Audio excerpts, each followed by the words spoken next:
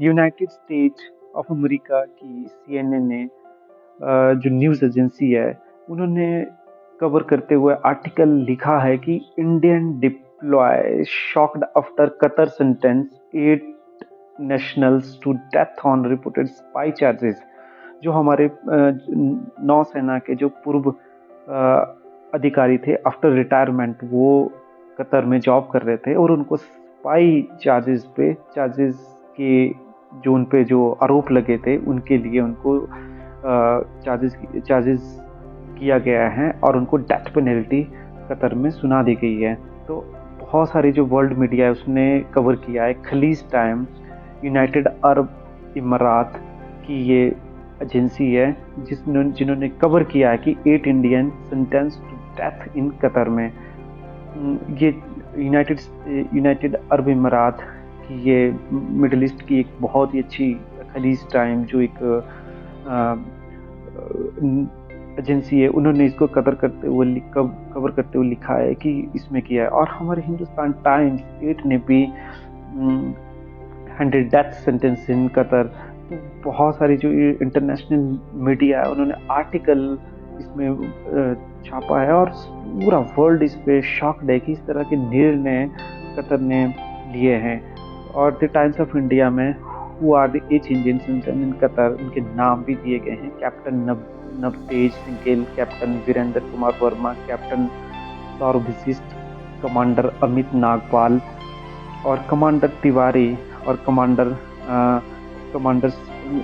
सुघनकर और commander Sanjeev Gupta. And ये हमारे 8 जो अधिकारी है उनको custody by Qatari intelligence services from Doha से, जो दोहा उनकी कतर की राजधानी है। और बीबीसी जो न्यूज़ है यूनाइटेड किंगडम का, उन्होंने भी इसको बहुत अच्छे से इनको कवर किया है और लिखा है इसमें कि कतर में भारत के 8 पूर्व अफसरों को सजाए मौत। तो क्या पूरा मामला है और किस तरह से वर्ल्ड मीडिया इसको कवर कर रहा है। गिरफ्तार किए गए 8 भारतीय नागरिकों नौसेना के पूर्व अधिकारी है और कतर की अल दहरा नाम की सिक्योरिटी कंपनी में काम करते थे। तो जो रिटायर ऑफिसर नेवी से रिटायर, इंडिया से रिटायर हुए थे, उनको उन्होंने कंपनी ज्वाइन की थी कतर में।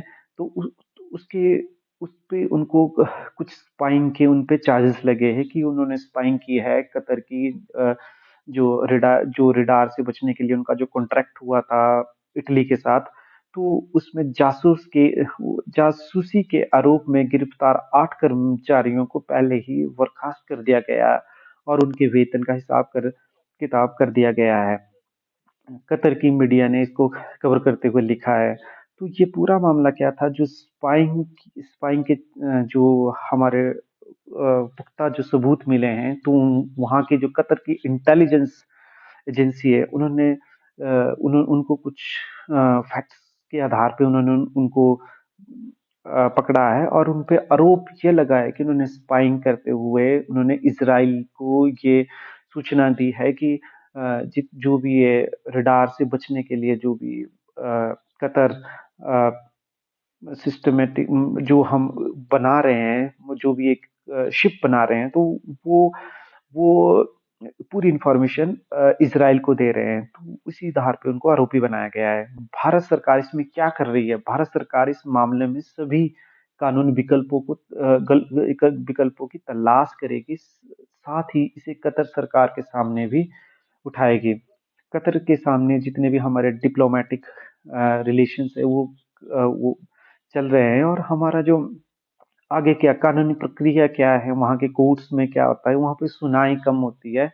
जो भी एक बार वहाँ के कोर्ट ने कर फाइनल कर दिया तो वो है। अब बहुत मुश्किल है कि उनको वहाँ पे वापस लाया जाए India. Ministry of external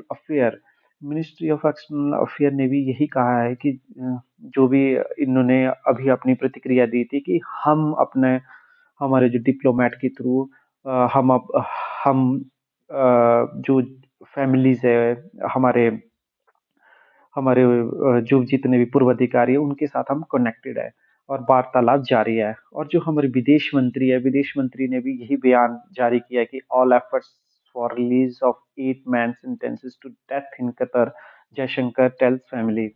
doctor Jaishankar ji ने भी यही आश्वासन दिया है कि हमारी यही सबसे मेन और सबसे इम्पोर्टेंट हमारा ये की एजेंडा है कि हम उन फैमिलीज को जो जिनको कतर कोर्ट ने जो डेथ सेंटेंसेस दे दी है उनके प्रतिक्रिया कानून की जो भी प्रति कानून के अंतर्गत जो भी किया जाएगा हम पूरी तरह से उनको वो कर रहे हैं। बट 6 महीने से यही बयान सुनने में आ रहा है क्योंकि वो डिप्लोमेटिकल प्रेशर कैसे बिल्ड किया जाए, इंटरनेशनल प्लेटफॉर्म में कैसे उठाया जाए ये मामला। अगर यही मामला अगर USA, United state of America के सिटीजन को या यूके, यूनाइटेड किंगडम ऑफ के किसी भी पर्सन के सामने होता तो कतर कभी जरूरत नहीं करता किस तरह के वो निर्णय लेता। कतर एक छोटा सा देश है जो एक ना मिडिल ईस्ट कंट्री में है।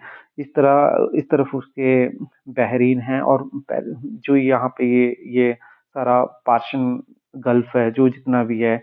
और सबसे बड़ी बात है यूनाइटेड अरब इमारात इसके नीचे जो भी जियो पॉलिटिकली थोड़ी सी नॉलेज रखते हैं तो उनको बहुत इंटरेस्ट इसमें आएगा कि किस तरह से इंटरनेशनल डिप्लोमेसी चलती है। ये हमारा मैप है जिसको हम देख सकते हैं कि दुबई, कतर और ये बहरीन है। थोड़े थोड़े इनमें बॉर्डर्स का फर्क होता है बट नेशनलिटी अलग है। मॉस्केट है इधर, यूएई। और सबसे ज्यादा जो इन अभी वार्तालाप चल रही है दोहा कतर, जो इंडिया के बहुत अच्छे रिलेशन है सऊदी अरब के साथ। तो सऊदी अरब के थ्रू डिप्लोमेटिकल हो सकता है। और जियो पॉलिटिकली अगर हम देखें तो सऊदी अरब को वहाँ पे वो सुनते हैं और उनकी चलती है वहाँ पे जितनी भी होगी। और जितना भी कतर ने जितना भी बिल्ड अप किया है, फिफा वर्ल्ड कप वहाँ पे हुआ है, तो जितने भी हमारे इंडियंस है बहुत सारे वहाँ पे वर्क करते हैं और अच्छी पोस्ट में भी है। तो ये सारा वहाँ पे जो जितना भी है तो इंडियंस का बहुत ज्यादा हाथ वहाँ पे है क्योंकि और बहुत सारे इंडियन बहुत सारे जाते हैं वहाँ पे। और क्योंकि कतर रियाल इंडियन करेंसी के 100 कतर रियाल के 2225 होते हैं। 500 जो कतारी रियाल है उसके 11,425 होते हैं। और 1,000 के 22,850 होते हैं। तो बहुत सारे हमारे इंडियंस होते हैं कि जो आफ्टर रिटायरमेंट और आफ्टर जब उनको अपॉर्चुनिटी मिलती है तो वो वहाँ पे अपनी सेवाएं देते हैं। तो यही एक हम होम कंट्री की तरह है कि हाँ ठीक है कि बहुत सारे हमारे जो इंडियंस है वहाँ पे वर्क करने जाते हैं। तो अभी भारत सरकार क्या करती है आगे तो इसमें देख